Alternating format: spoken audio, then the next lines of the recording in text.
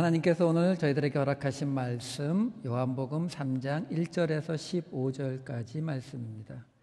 요한복음 3장 1절에서 15절까지 말씀, 저희 교회에서 사용하는 표준 세번역 말씀으로 한 절씩 교독하도록 하시겠습니다. 바리새파 사람 가운데 니고데모라는 사람이 있었다. 그는 유대 사람의 한 지도자였다. 이 사람이 밤에 예수께 와서 말하였다. 라삐님, 우리는 선생님이 하나님께로부터 오신 분임을 압니다. 하나님께서 함께 하지 않으시면 선생님께서 행하시는 그런 표징들을 아무도 행할 수 없습니다. 예수께서 그에게 말씀하셨다. 내가 진정으로 너에게 말한다. 누구든지 다시 나지 아니하면 하나님 나라를 볼 수 없다. 니고데모가 예수께 말하였다. 사람이 늙었는데 그가 어떻게 태어날 수 있겠습니까? 어머니 뱃속에 다시 들어갔다가 태어날 수야 없지 않습니까? 예수께서 대답하셨다. 내가 진정으로 너에게 말한다. 누구든지 물과 성령으로 나지 아니하면 하나님 나라에 들어갈 수 없다. 육에서 난 것은 육이요 영에서 난 것은 영이다. 너희가 다시 태어나야 한다고 내가 말한 것을 너는 이상히 여기지 말아라. 바람은 불고 싶은 대로 분다. 너는 그 소리는 듣지만 어디에서 와서 어디로 가는지는 모른다. 성령으로 태어난 사람은 다 이와 같다. 니고데모가 예수께 물었다. 어떻게 이런 일이 있을 수 있습니까? 예수께서 대답하셨다. 너는 이스라엘의 선생이면서 이런 것도 알지 못하느냐? 내가 진정으로 너에게 말한다. 우리는 우리가 아는 것을 말하고 우리가 본 것을 증언하는데 너희는 우리의 증언을 받아들이지 않는다. 내가 땅의 일을 말하여도 너희가 믿지 않거든. 하물며 하늘의 일을 말하면 어떻게 믿겠느냐? 하늘에서 내려온 이 곧 인자 밖에는 하늘로 올라간 이가 없다. 모세가 광야에서 뱀을 든 것 같이 누군가도 들려야 한다. 함께 읽겠습니다. 그것은 그를 믿는 사람마다 영생을 얻게 하려는 것이다. 아멘. 안녕하세요. 죄송합니다. 또 올라왔어요. 8월 달에 우리 담임 목사님 오시기 전주 설교하면서 이제 여기 올라올 일이 없겠구나 했는데 9월 달에 또 올라오고 10월 달에 또 올라왔습니다. 11월 달에는 없겠죠.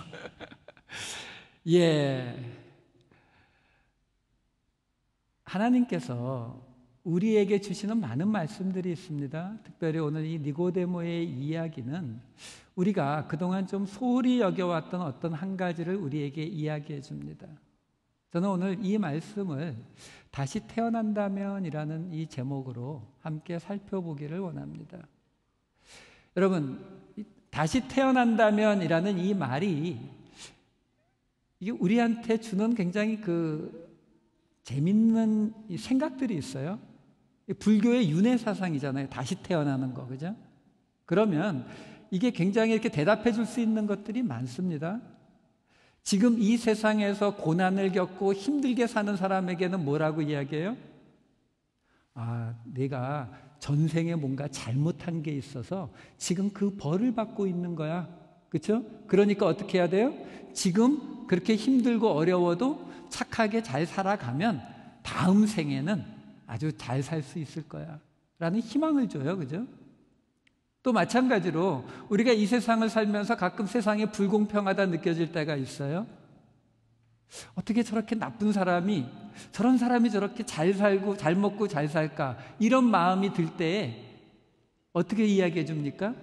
저 사람은 전생에 나라를 구해가지고 그래서 지금 저렇게 잘 사는 거야.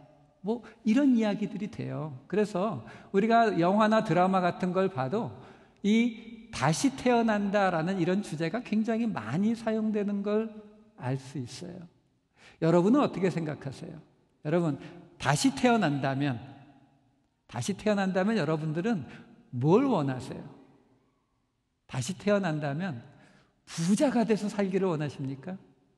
아니면 다시 태어난다면 원빈이나 송혜교 같이 아주 미남 미녀로 태어나서 인기를 잔뜩 누리고 살기를 원하세요? 다시 태어난다면 20대 시절에 그 아슬아한 이루지 못했던 첫사랑을 다시 이루고 싶은 이 생각을 하시려면 옆에 계신 분 눈치는 조금 보셔야 될 겁니다. 저는 다시 태어난다 해도 저는 제 아내하고 결혼할 거예요. 이게 녹화돼요. 이렇게 우리가 다시 태어난다라는 이런 말을 생각하게 되면 우리 머릿속에 굉장히 많은 생각들이 떠올라요. 왜요? 우리가 이 세상 속에서, 지금 우리가 살아가는 이 세상 속에서 뭔가 내 마음대로 되지 않는 것들이 있었거든요. 내가 원하는 대로 이루어지지 않은 것들이 있었기 때문에 다시 태어난다라는 이 생각을 우리가 하게 되면 그것에 연이어서 우리 머릿속에 막 따라오는 것들이 있어요. 그러면 성경은 우리에게 뭐라고 이야기할까요? 성경은 우리에게 이미 다시 태어났다라고 말해주고 있어요.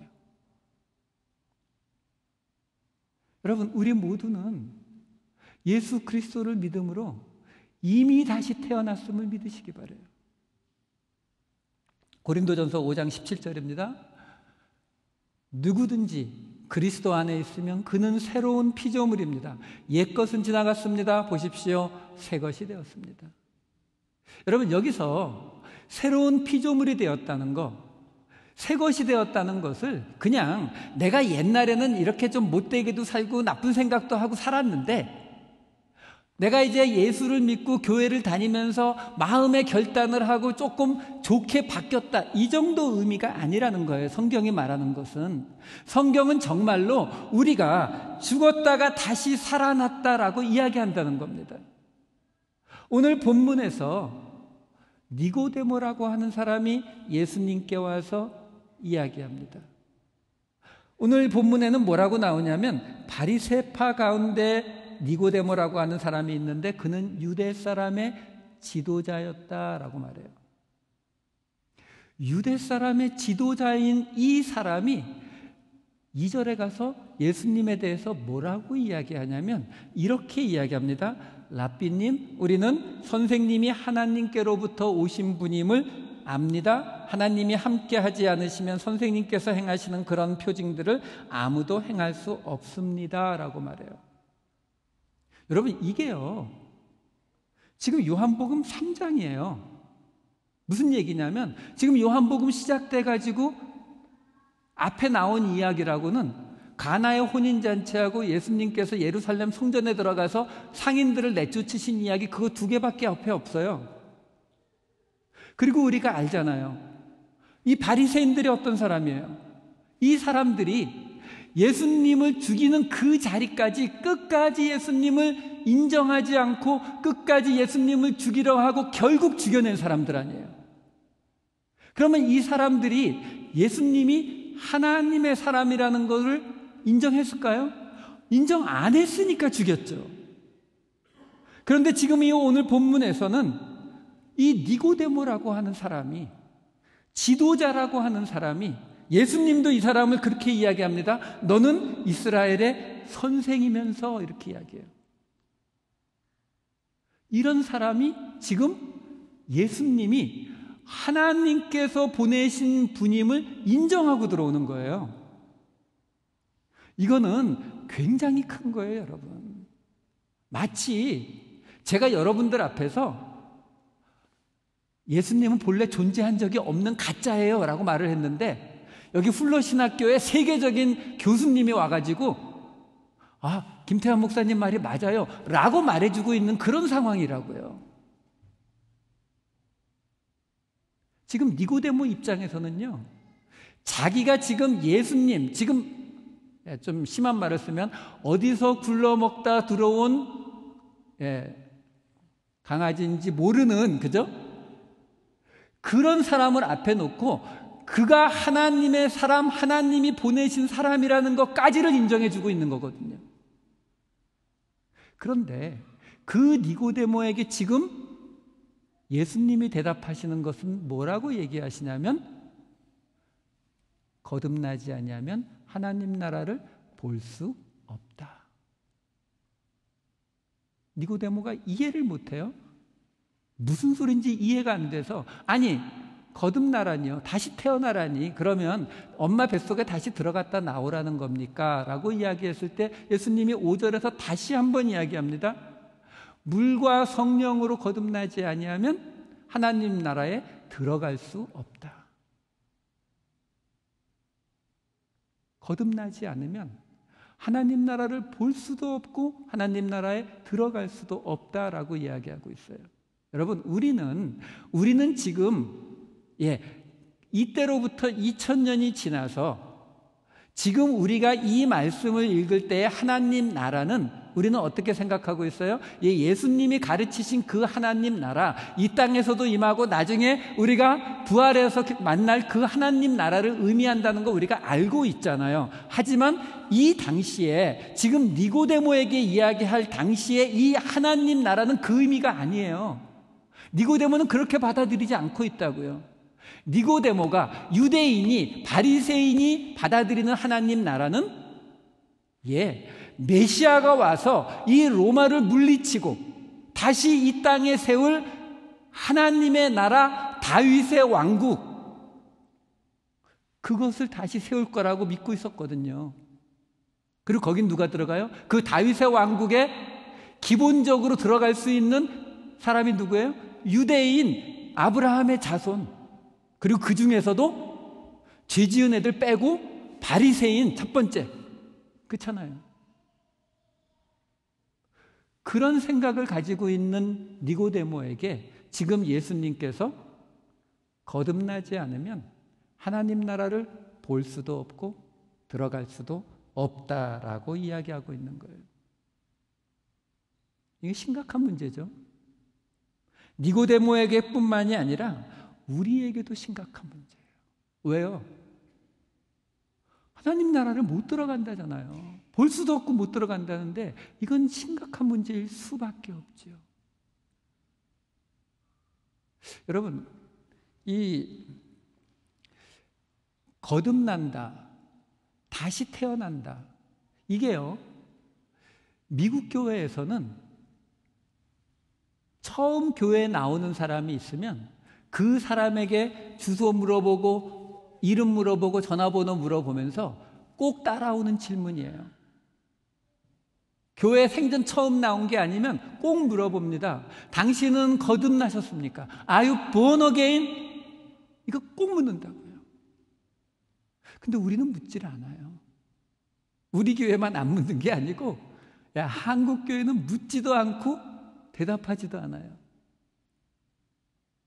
제가 목사로 있지만 저도 물어본 적도 없고요.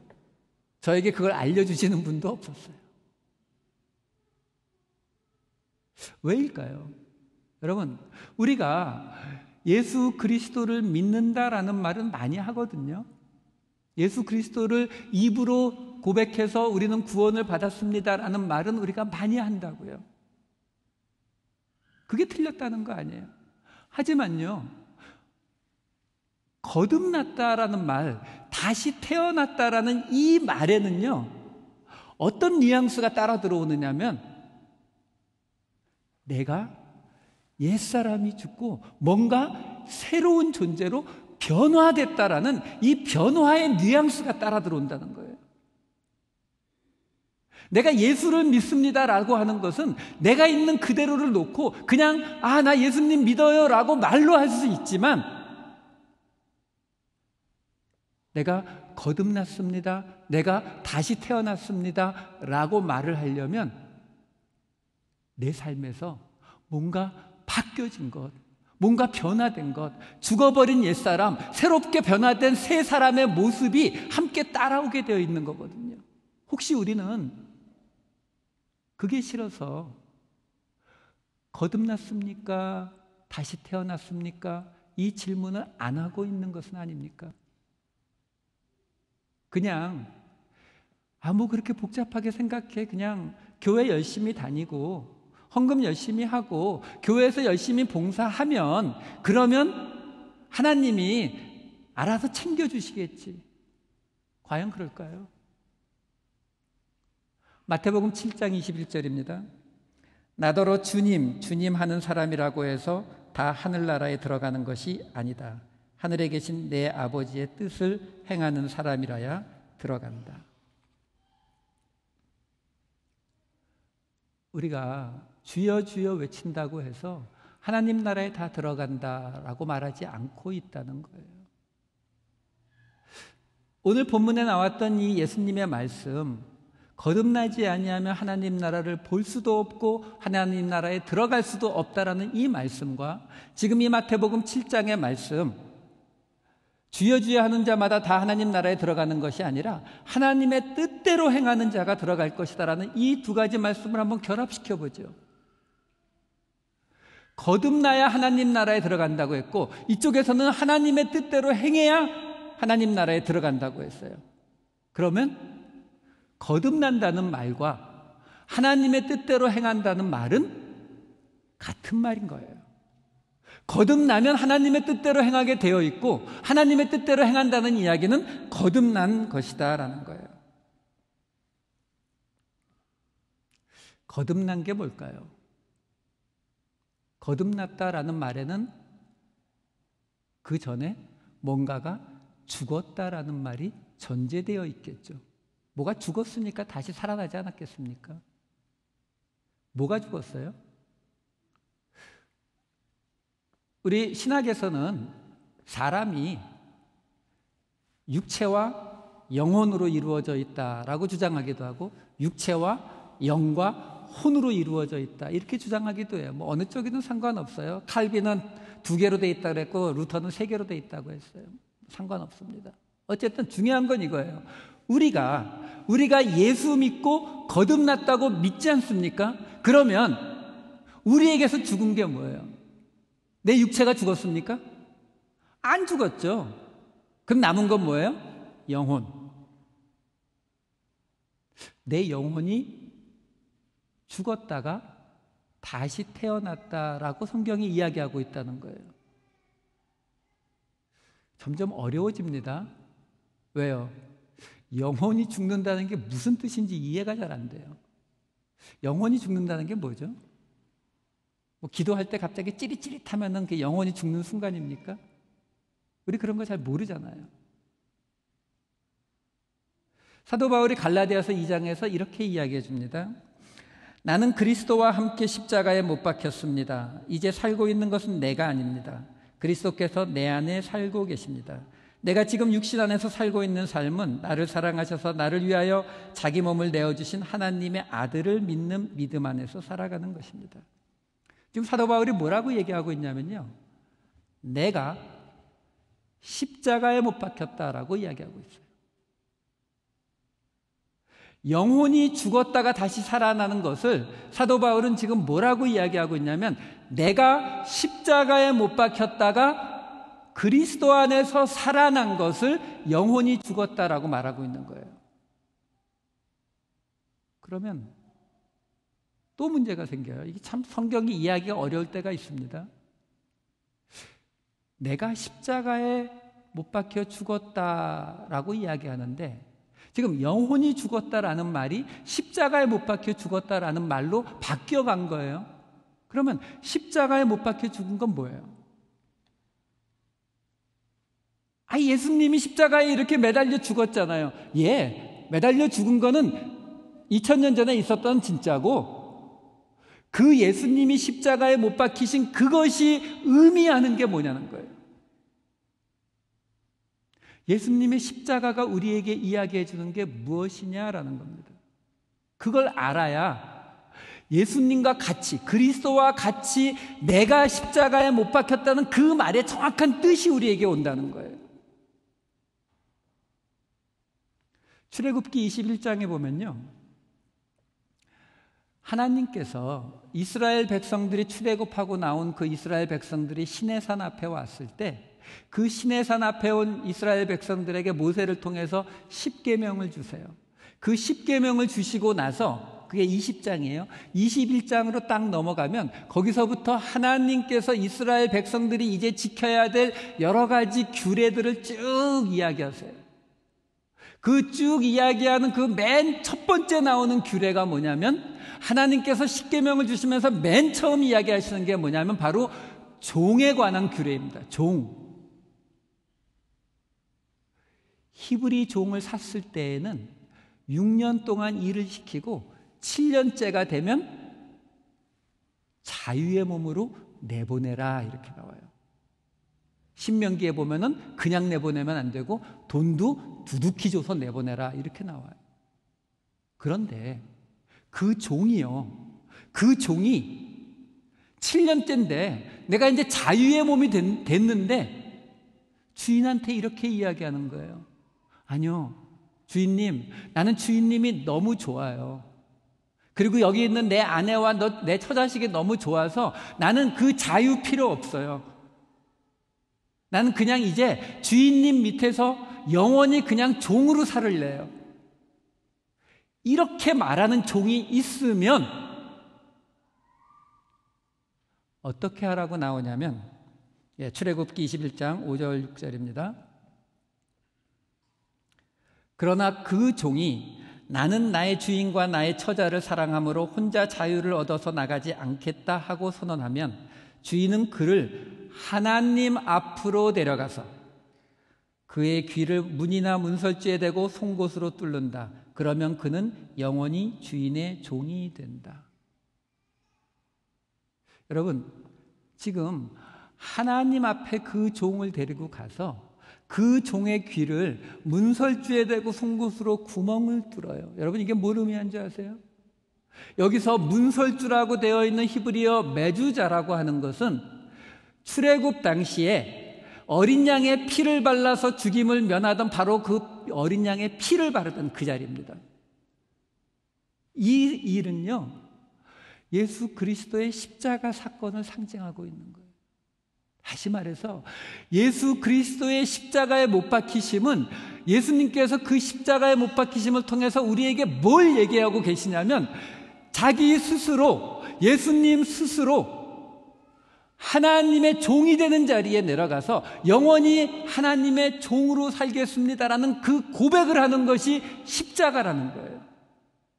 이것을 빌립보서 2장에서 이렇게 이야기해 주고 있어요. 빌립보서 2장 6절에서 8절 말씀입니다.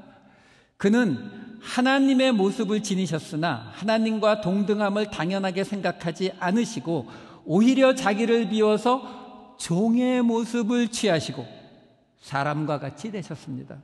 그는 사람의 모양으로 나타나셔서 자기를 낮추시고 죽기까지 순종하셨으니 곧 십자가에 죽기까지 하셨습니다.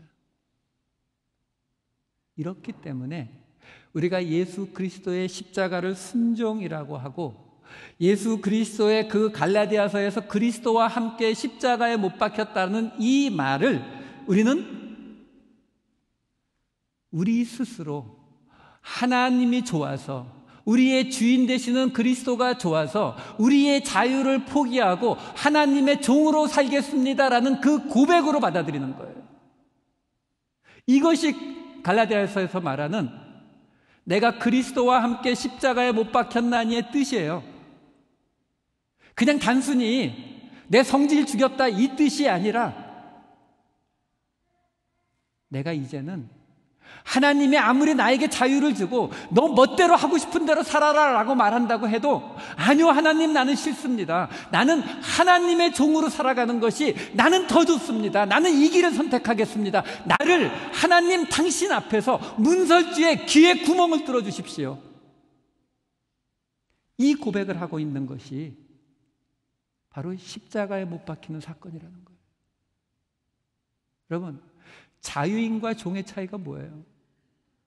종은 나를 위해서 사는 게 아니에요. 주인을 위해서 사는 거예요. 주인이 원하는 것을 하기 위해서 살아요. 내 뜻대로 하기 위해서 살아가는 것이 아니라 주인의 뜻이 이루어지기 위해서 살아가는 거라고요. 이것이 그리스도의 모습으로 살아가는 것, 그리스도 안에서 다시 살아난 것이고 그것을 우리는 거듭났다, 다시 태어났다라고 말하는 거예요.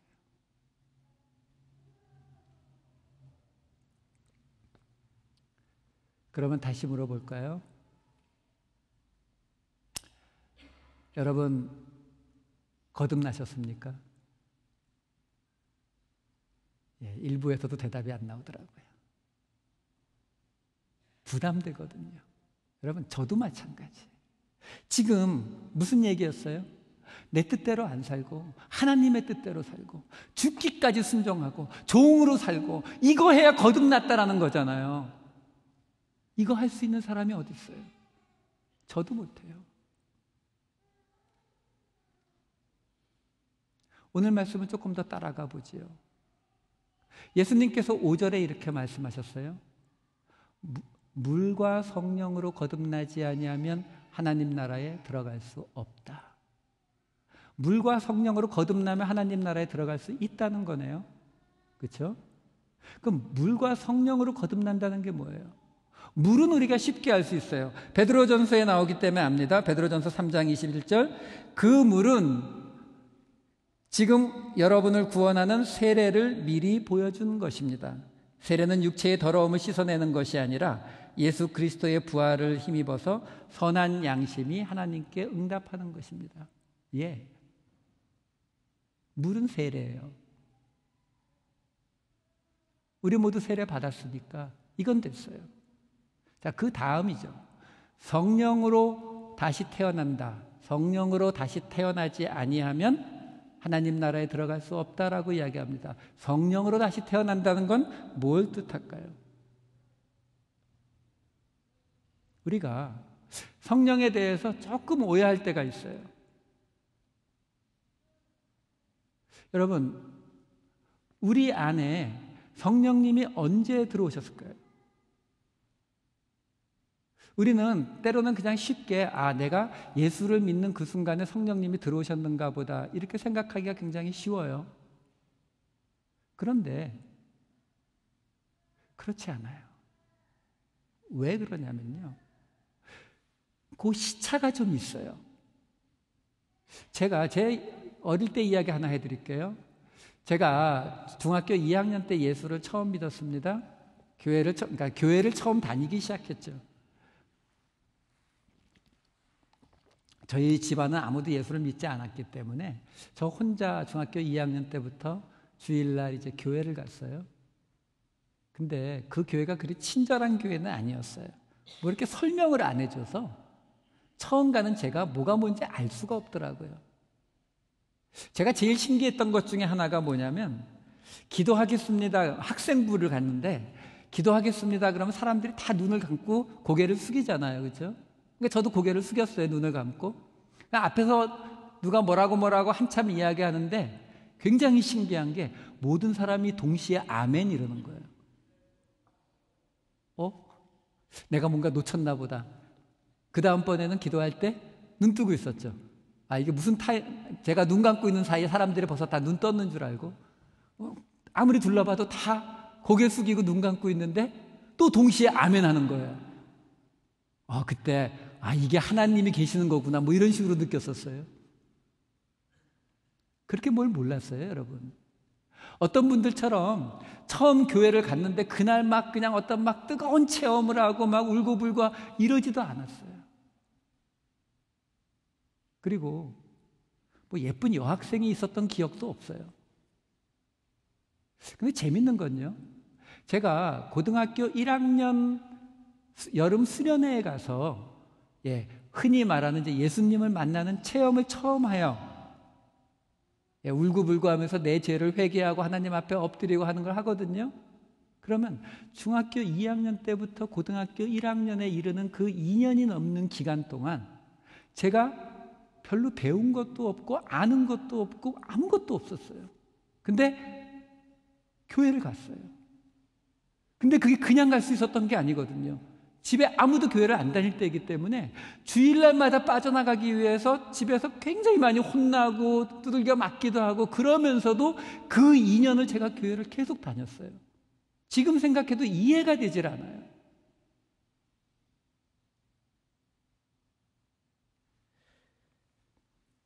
고린도전서 12장 3절 말씀을 읽어드릴게요.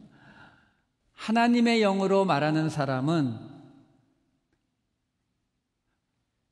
아무도 예수를 저주를 받아라 하고 말할 수 없고, 또 성령을 힘입지 않고서는 아무도 예수는 주님이시다 하고 말할 수 없습니다. 여러분, 이 말씀이 우리가 가만 생각해 보면, 우리가 예수님을 주님이시다라고 말해서 우리가 구원을 받는 거잖아요. 그런데 그 예수님을 주님이시라고 말하는데 성령이 없이는 안 된다는 거잖아요. 그 얘기는 뭐예요? 우리가 예수님을 주님으로 고백하기 그것보다는 조금 전에 이미 성령님이 우리 안에 들어오셔서 우리를 그 자리까지 끌고 가시고 계시다는 거죠. 저는 제가 중학교 2학년 때부터 고1 때까지 교회를 다녔던 그 2년 동안 저를 인도하신 분은 성령 하나님이라고 믿어요. 그래서 진정 제가 제 입으로 예수 그리스도를 고백하는 그 자리까지 하나님께서 끌고 가셨다라고 저는 믿습니다. 여러분, 우리 하나님은 그런 분이에요. 내가 무언가를 해서 하나님께서 얘는 똑똑하고 얘는 착하고 얘는 이렇게 했으니까 구원해 줘야지, 이게 아니라 하나님께서 우리를 창세전부터 선택하시고 성령님을 보내셔서 우리를 끌고 오셨다는 거예요. 우리가 구원받는 그 자리까지 끌고 오셨다는 거예요. 가끔 인터넷에 보면 그런 이야기를 하시는 분들이 있어요. 예수를 믿지 않는 분들이 예수 믿는 사람들을 공격하면서 그런 말을 많이 합니다. 뭐라고 이야기하냐면, 당신들이 지금 예수 믿는다고 하지만 당신들이 만약에 사우디아라비아나 아프가니스탄에 태어났더라면 당신들은 지금 알라를 믿고 있었을 것이고, 당신들이 태국에 태어났다면 당신들은 지금 석가모니를 믿고 있었을 것이다. 지금 당신들이 한국에 태어났기 때문에 예수를 믿는 거 아니냐, 이렇게 공격하는 분들이 있어요. 또는 당신이 만약에 고려시대나 신라시대나 조선시대에 태어났더라면 당신은 예수를 알지도 못하고 죽었을 건데 무슨 예수를 믿고 예수님이 뭐 창세전부터 당신을 구원했느니 이런 말을 하느냐라고 하시는 분들이 있어요. 여러분, 그렇지 않아요. 우리 하나님은요, 당신이 선택하신 사람들은 어떤 일이 있더라도 끌고 그 구원의 자리까지 가시는 분이심을 믿으시기 바라요. 제가 만약에 아프가니스탄에 태어났다면 하나님께서 선교사들을 보내서 몇 명이 죽더라도 저에게 복음을 전해줬을 거고요. 제가 고려시대에 태어났더라면 제가 바닷가에 나갔다가 표류해갖고 유럽까지 떠내려가서 거기서 복음을 만나서 저를 구원하셨을 것이라고 저는 믿습니다. 이게 우리 하나님이에요. 왜요? 이 모든 일을 이루시는 분이 성령 하나님이시기 때문에 그렇습니다. 자, 그렇다면 성령으로 거듭나지 아니하면 하나님 나라를 볼 수 없다라는 이 오늘 본문 5절의 말씀은 하나님께서 선택하신 자를 끝까지 거듭나는 그 자리까지 끌고 가신다라는 하나님의 은혜로 해석이 가능해진다라는 거예요. 우리가 하는 것이 아니에요. 우리 마음에는 나는 정말 아까 맨 처음에 이야기했던 것처럼 나는 그렇게 죽기까지 순종하고 하나님의 뜻대로만 살고 내 욕심을 다 죽이고 그렇게 살지 못하고 있다 하더라도 하나님께서는 성령의 능력으로 우리를 그 자리까지 끌고 가신다라는 겁니다. 이것이 물과 성령으로 거듭나는 이야기예요. 그래도 아마 마음에 아직 조금 부담이 남아 있으실 거예요. 거듭나야 되는데, 다시 태어나야 되는데. 오늘 본문으로 한번 다시 돌아가 보죠. 8절에서 예수님께서 성령으로 거듭난 사람에 대해서 이렇게 말해주고 계십니다. 바람은 불고 싶은 대로 분다. 너는 그 소리는 듣지만 어디에서 와서 어디로 가는지는 모른다. 성령으로 태어난 사람은 다 이와 같다. 이 말씀에서 바람으로 번역된 단어와 성령으로 번역된 단어가 같은 단어예요. 푸뉴마. 다시 말해서 성령이 오시고 가시는 이 모습과 바람이 부는 것과 굉장히 비슷하다는 거예요. 우리가 바람이 불어오면 그 바람이 불어오는지 우린 눈으로 볼 수 없어요. 그 바람이 어디서 오는지 어느 쪽으로 가는지 우리는 몰라요. 하지만 소리가 들리고, 하지만 우리 얼굴에 바람이 지나가는 그 느낌이 나고, 그리고 나뭇가지가 흔들리고 이런 것들을 보면서 우리가 바람이 분다라는 것을 알 수 있는 거예요. 마찬가지예요, 여러분. 성령이 우리에게 오시는 것도 우리는 그 자체는 잘 알지 못해요. 물론 사도행전에 보면 바울이나 고넬료 같이 하나님께서 그 순간을 딱 알려주는 경우도 있어요. 하지만 오늘 이 말씀에서는 예수님은 너희는 그 성령의 오고 가심을 모른다요. 그렇기 때문에 여러분, 거듭나셨습니까? 라는 질문에 자신 있게 대답이 나오지 않는다고 해서 너무 스스로를 자책하지 마세요. 왜? 모르는 거거든요. 우리는 그거 잘 몰라요. 대부분 몰라요.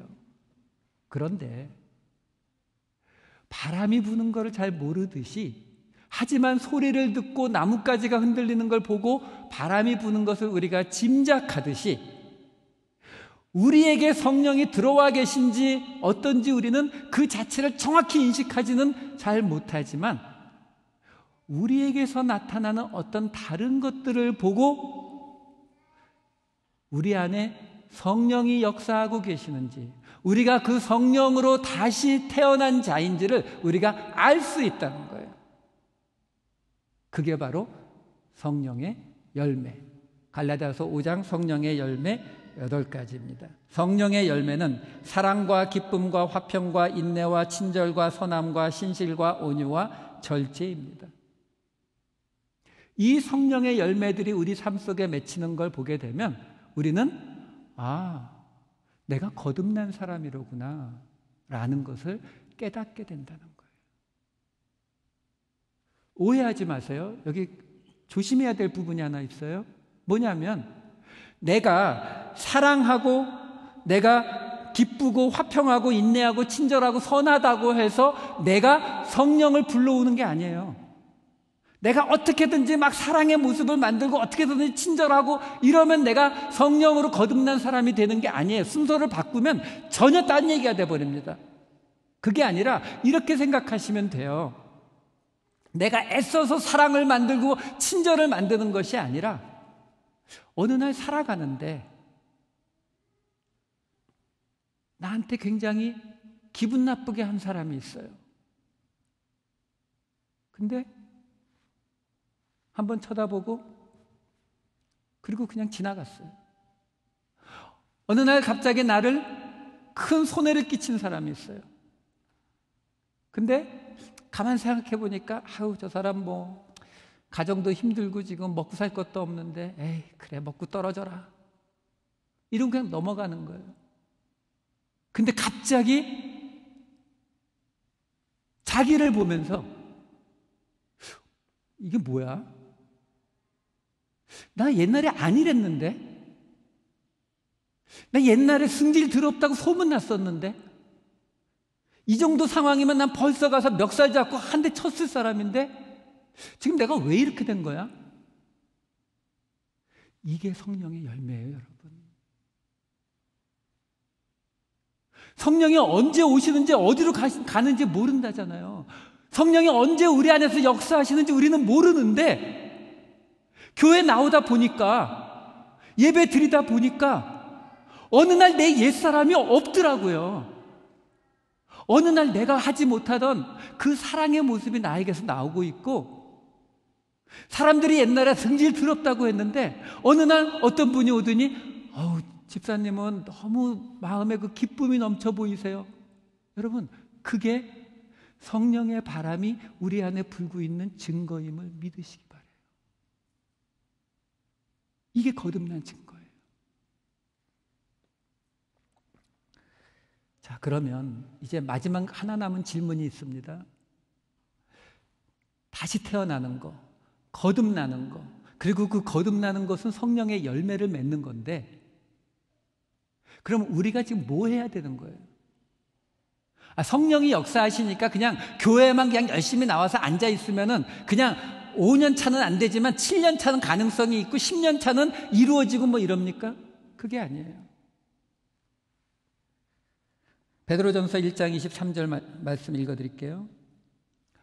여러분은 다시 태어났습니다. 그것은 썩을 씨로 그렇게 된 것이 아니라 썩지 않을 씨, 곧 살아계시고 영원하신 하나님의 말씀으로 그렇게 되었습니다. 여러분, 우리 안에 이 성령의 열매를 맺는 것이 뭐라고 이야기해요?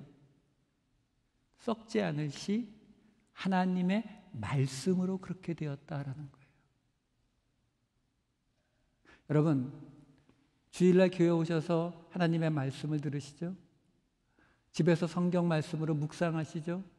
성경 공부 시간에 와서 하나님의 말씀을 배우시죠?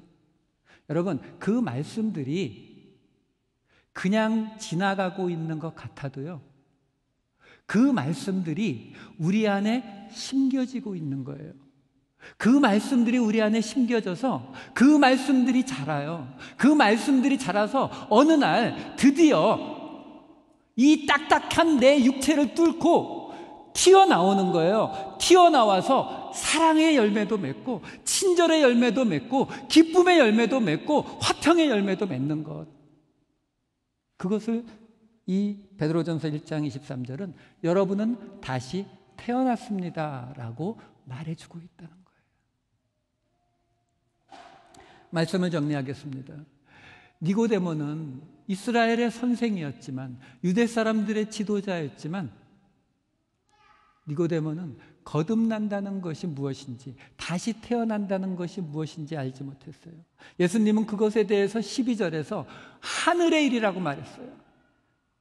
넌 땅의 일도 이해하지 못하는데 지금 내가 하늘의 일 이야기하면 알겠냐라는 거예요. 그러면서 하나님께서 이 모든 일을 왜 이끌어 가신다고 말해요? 15절 맨 마지막 말씀이에요. 우리에게 영생을 주시기 위해서 이 일을 이끌어가고 계시다라고 말씀하고 계시는 거예요. 바로 이거예요, 여러분. 우리가 다시 태어난다라고 생각하게 되면 우리는 이 세상에서 우리가 갖지 못한 것, 우리가 되지 못한 것, 이것에 대한 미련을 이 말 속에 먼저 떠올리게 돼요. 하지만 우리가 다시 태어나게 되었을 때, 우리의 다시 태어나는 그 순간에 하나님께서 우리를 향해서 갖고 계신 것은, 네가 다시 태어나는 것은 우리에게 영원한 생명을 갖게 하기 위함이다. 이 말씀을 우리에게 해주시고 계시는 거예요. 사랑하는 파사다나 장로교회 성도 여러분, 이것이 거듭나는 것이고, 이것이 다시 태어나는 것이고, 이것이 성령의 열매를 맺는 거예요. 이제 하나님의 말씀을 받아놓고 그저 입으로만 나는 예수를 믿는 사람이에요, 이게 아니라 진정 거듭난 자처럼 우리의 삶이 바뀌어서 우리의 삶 속에서 하나님의 열매가 열리는 그 삶, 그 삶을 이루어 가시는 저와 여러분 되시기를, 우리를 구원하시고 우리를 위해서 십자가에 못 박히신 우리 주 예수 그리스도의 이름으로 축원합니다. 기도하시겠습니다. 사랑에 많으신 아버지 하나님, 하나님 감사합니다. 이 세상이 알지 못하는 하나님을 우리로 알게 하시고 죽을 수밖에 없는 우리를 그 죽음에서 다시 태어나게 하셔서 이제 예수 그리스도와 함께 하나님의 열매를 맺는, 하나님의 나라를 보고 듣는 그 자리로 가는 우리로 만들어주시니 감사를 드립니다. 아버지 하나님, 이제부터는 우리의 삶 속에 성령의 열매가 맺히게 하여 주시옵소서. 다시 태어난 자로 살아가게 하여 주시옵소서. 거듭난 자로 살아가게 하여 주시옵소서. 하나님의 이 축복이 우리들의 모든 삶에 가득히 넘치게 하여 주시옵소서. 감사드렸고 이 모든 말씀 우리 주 예수 그리스도의 이름으로 기도드렸사옵나이다. 아멘.